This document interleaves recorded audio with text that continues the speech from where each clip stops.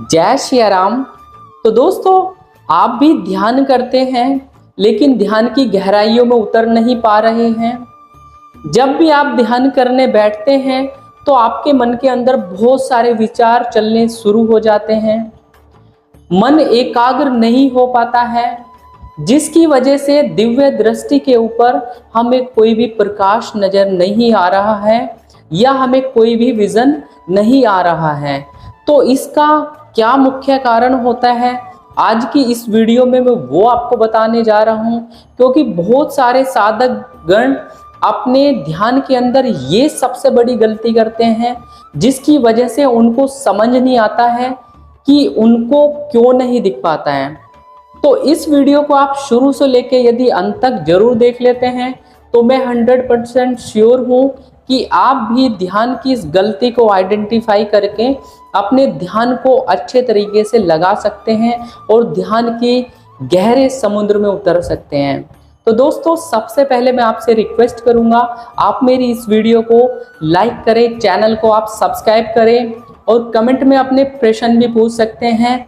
जिन साधक गणों को अपना ऑरा स्कैनिंग कराना है या मेरे माध्यम से मेरी मेडिटेशन क्लासेस को ज्वाइन करके आपको ध्यान के गहरे अनुभव को प्राप्त करना है, दिव्य दृष्टि को एक्टिवेट करना है, तो वो साधकगण मेरे इस व्हाट्सएप नंबर पे कांटेक्ट करके अपनी चेकिंग करा सकते हैं और मेडिटेशन क्लासेस के बारे में जान सकते हैं। तो दोस्तों, शुरू करते हैं इस प्यारी सी वीडियो को। तो दोस्तों, आज की इस वीडियो में मैं आज एक ऐसे मुख्य पॉइंट के बारे में डिस्कस करने जा रहा हूं, जो कि मैंने बहुत सारे साधक गणों के ऊपर चेक किया है, उनका ऑब्जर्वेशन किया है कि उनके शरीर में यदि कुंडलिनी नहीं ऊपर बढ़ पा रही है तो उसका रीज़न क्या है। जब भी मेरी मेडिटेशन क्लासेस होती है, मैं ध्यान भी कराता हूँ, तो उसके अंदर ये सारे ऑब्जर्वेशन होते हैं कि एक पर्टिकुलर साधक क्यों आगे नहीं बढ़ पा रहा है। तो उसी के ऊपर मैंने बहुत सारे साधक गणों के ऊपर ऑब्जर्वेशन किया है और उसके माध्यम से एक सबसे बड़ी समस्या जो निकल के आई है वो मैं आपके साथ में शेयर कर देता हूँ। क्योंकि आप भी मेरा एक तरीके से YouTube की फैमिली है और मेरे अध्यात्म के सहभागी हैं, एक तरीके से जो मेरे को फॉलो करके अपने अध्यात्म को आगे लेके बढ़ रहे हैं। तो मेरी कोशिश रहती है मैं अपने YouTube चैनल के माध्यम से आपको सटीक से सटीक जानकारी दूं और आपको सही से सही जानकारी आपको शेयर करूंगा, तो तभी आपका ध्यान और जाप और आपका अच्छा चलेगा। तो सबसे पहले हमारा जो मुख्य परेशानी होती है वो होती है ध्यान की अवस्था, जो कि हमारा आसन सिद्धि होता है, ये हमारे ध्यान की पोजीशन होती है। बहुत सारे साधकगण मैंने ऐसे देखे हैं जो गलत पोजीशन में अभ्यास करते हैं।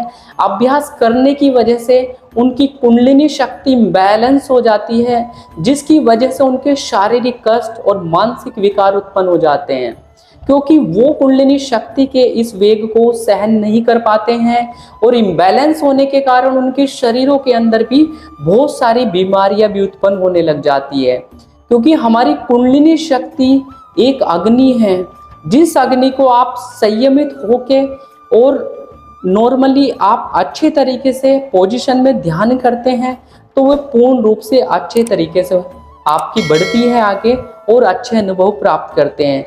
यदि इस अभ्यास के अंदर आपको कुछ भी परेशानी आती है या आप गलत तरीके से प्रयास करते हैं तो यही कुंडलिनी शक्ति आपका थोड़ा शरीर को भी हानि पहुंचाती है और थोड़े डिसीज भी आपको दे देती है। तो अब हम बात करते हैं ध्यान की पोजीशन जो होती है।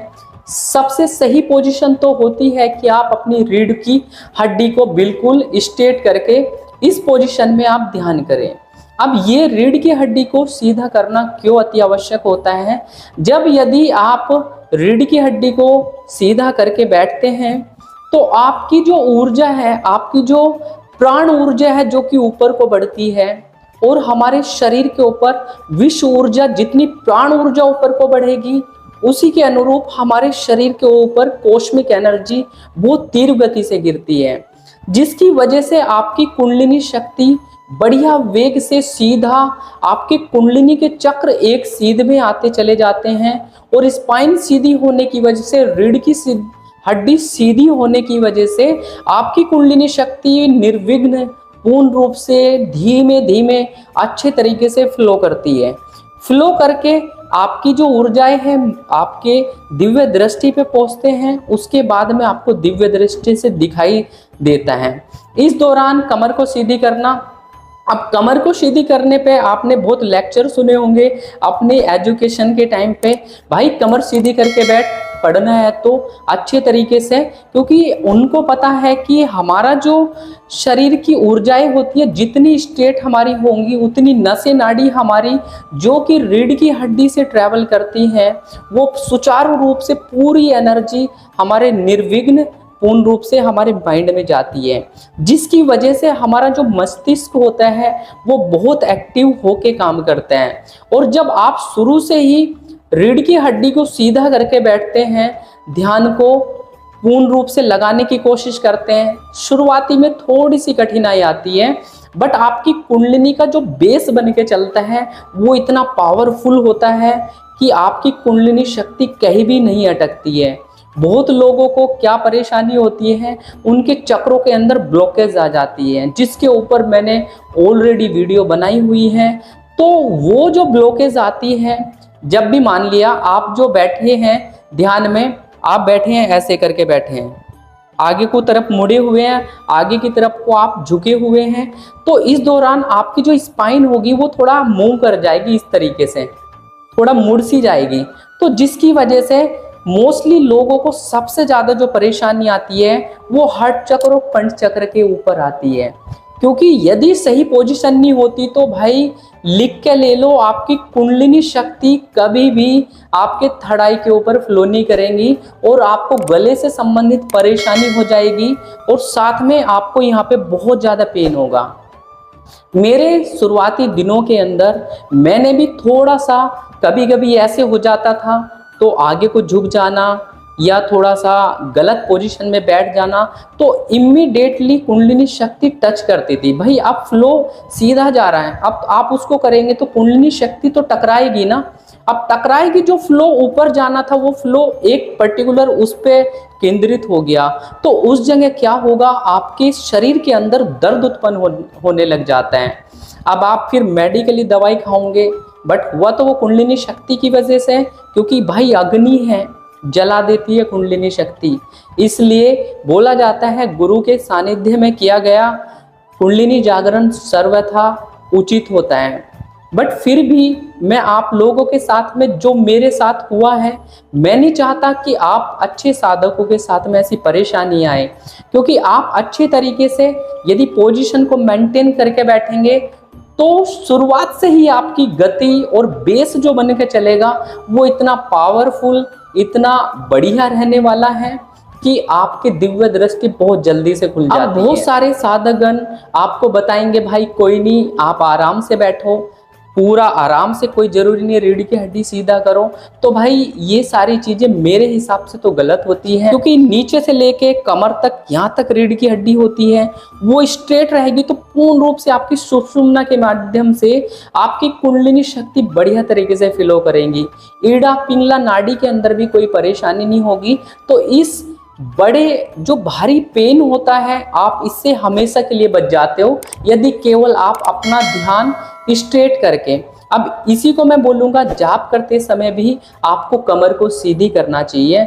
यदि सीधा करके आप जाप करते हैं तो सीधा आप फील कर सकते हो, भाई आप आराम से बैठो, जाप करो कमर सीधी करके, सीधी आपकी जो ऊर्जाएं आती है आज्ञा चक्र के ऊपर आती है और आपको स्पंदन होने लग जाता है। सीधी ऊर्जाएं आपके ब्रह्मरंध्र के ऊपर आती है, ब्रह्मरंध्र के ऊपर आपको चींटियां चलने का एहसास हो जाता है। बहुत सारे साधकगण जो सही पोजीशन में काम करते हैं तो उनको सबसे बढ़िया अच्छा लाभ होता है।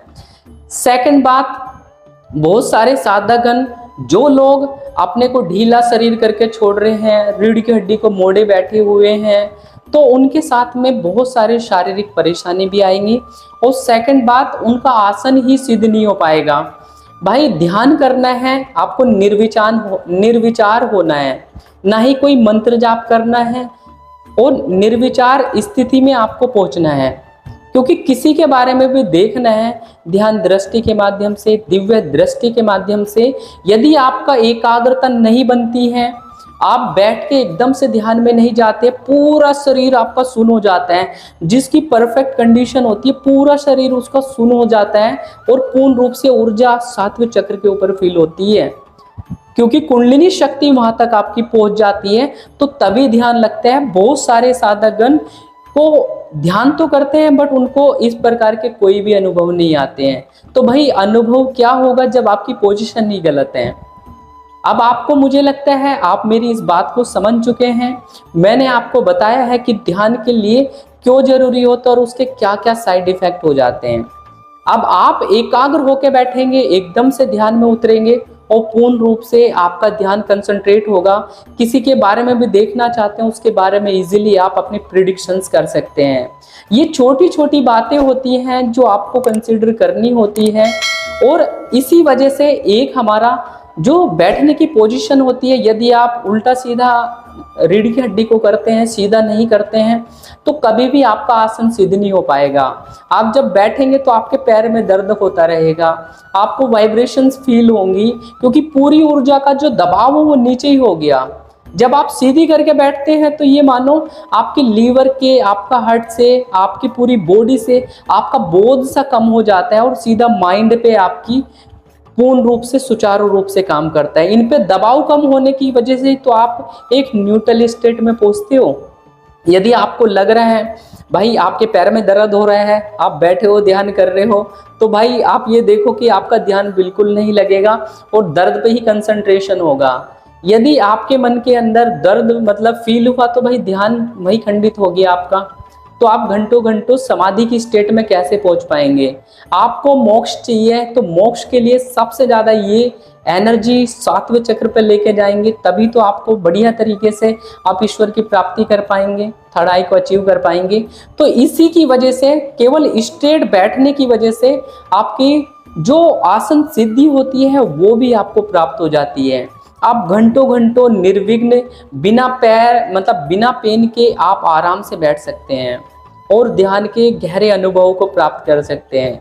इसी की वजह से जब ध्यान की पोजीशन स्ट्रॉन्ग होती है, उसके बाद ही आपका एस्ट्रल बॉडी आपकी पूर्ण रूप से साफ होती है, सूक्ष्म होती है, और वो भी बॉडी सूक्ष्म जो एस्ट्रल बॉडी है वो शरीर से निकल के आपको ध्यान के अच्छे अनुभव कराती है।